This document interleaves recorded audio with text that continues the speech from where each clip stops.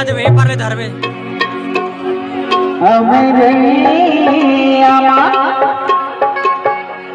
अरे मोला कलाई गो मीठी बुलबुल बोली माँ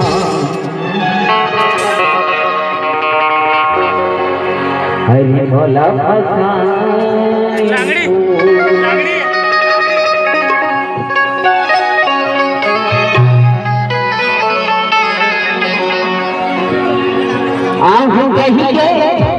हम जैया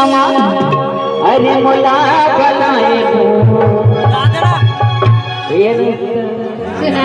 मीठी मीठी बुलबुल बोली माँ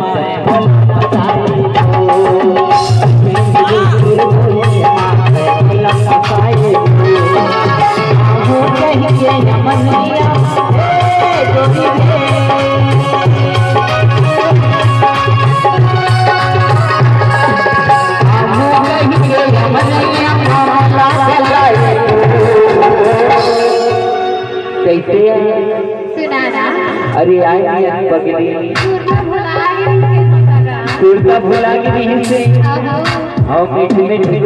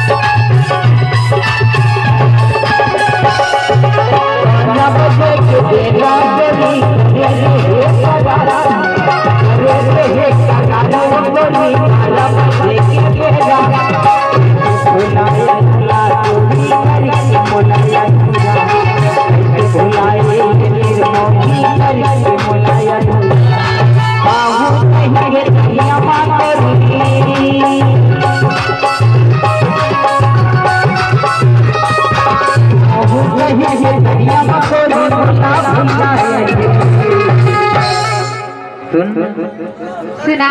हो मीठे मीठी गुलबुल बोली माँ नैना बात जलाएंगे